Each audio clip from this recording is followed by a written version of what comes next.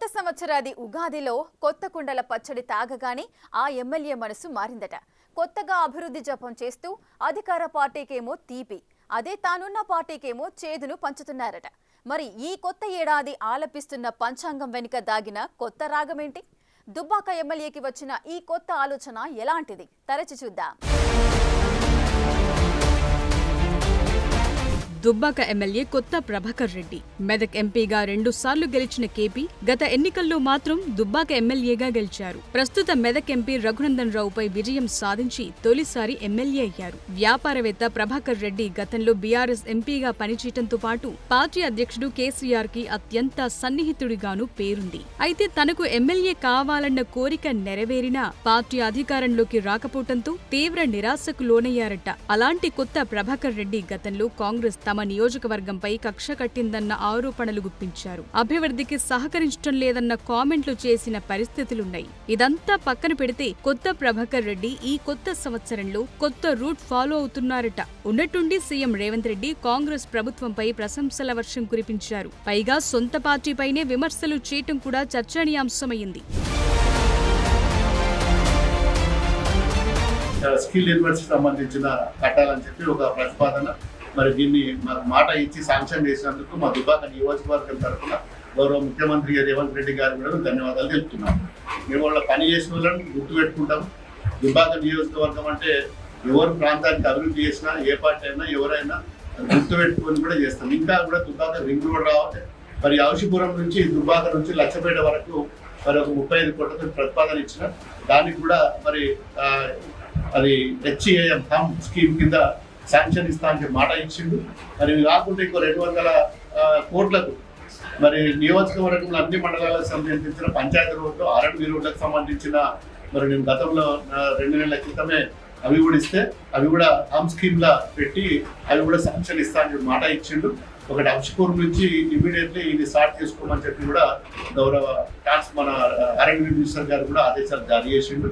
హంషపూర్ నుంచి దుబ్బాకకు double road, ఇప్పుడు ఉన్నది డబుల్ రోడ్ చేసి మధ్యలో సెంట్రల్ లైటింగ్ లచ్చపేట వరకు కూడా కట్టకింకెళ్ళి కూడా మరి ఇది కూడా ప్రతిపాదన చేయడం జరిగింది. దుబ్బాక నియోజకవర్గం 3 ముక్కలుగా మారిందని, ప్రభుత్వాలు మారినా దుబ్బాక రూపురేఖలు మారలేదని అన్నారు ఎమ్మెల్యే ప్రభాకర్ రెడ్డి. తమ బీఆర్ఎస్ హయాంలోనూ దుబ్బాకకు సరైన నిధులు రాలేదని ఎమ్మెల్యే అనటంతో ఒక్కసారిగా రాజకీయ వర్గాల్లో చర్చ మొదలైంది. అసెంబ్లీ సమావేశాలు అయిపోగానే సీఎం రేవంత్ రెడ్డిని కలిశారు ఎమ్మెల్యే కొత్త ప్రభాకర్ రెడ్డి. నియోజకవర్గ అభివృద్ధికి నిధులు కేటాయించాలని కోరారు. కొత్త కోరిన వెంటనే నిధులు కేటాయించారు సీఎం రేవంత్. దీంతో ఎమ్మెల్యే ముఖ్యమంత్రి తన కృతజ్ఞతలు తెలిపారు. ఆ వెంటనే బీఆర్ఎస్ పై కొత్త ప్రభాకర్ రెడ్డి చేసిన కామెంట్లు ఇప్పుడు రచ్చ లేపుతున్నాయట. దుబ్బాక నియోజకవర్గానికి పార్టీలకు అతీతంగా పనిచేయాలని, రాజకీయ కక్షలకు తావులేదనటంతో నియోజకవర్గంలో చర్చ మొదలైందట.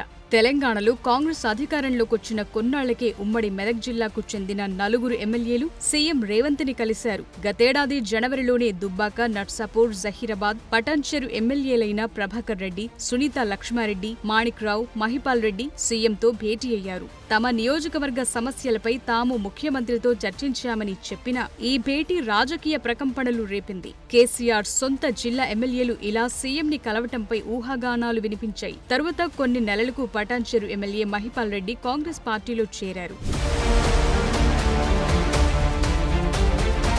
నిజానికి కొత్త ప్రభాకర్ రెడ్డికి వివాదరహితుడన్న పేరుంది. వ్యాపారవేత్తగా ఉన్న అన్ని పార్టీల నేతలతో ఆయనకు సత్సంబంధాలున్నాయి. అలాంటి ప్రభాకర్ రెడ్డి ఇప్పుడు ఒక్కసారిగా తానున్న పార్టీపై విమర్శలు చేయటం, అధికార పార్టీపై ప్రశంసలు కురిపించడంతో ఇటు బీఆర్ఎస్ అటు కాంగ్రెస్ లోనూ జోరుగా చర్చ సాగుతోందట. పార్టీకి ఎంతో విధేయుడిగా ఉన్న ప్రభాకర్ రెడ్డి తన వ్యాఖ్యలపై ఎలాంటి వివరణ ఇస్తారో చూడాలంటున్నారు. సీఎంని పొగడ్డం వెనుక ఎలాంటి ఉద్దేశముందో చూడాలంటున్నారట.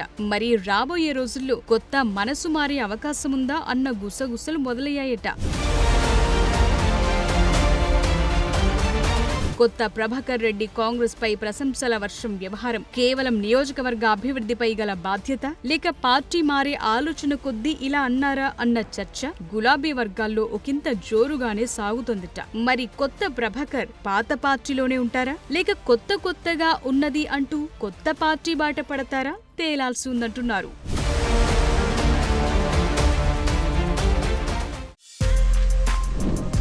For more videos like this, subscribe Big TV channel.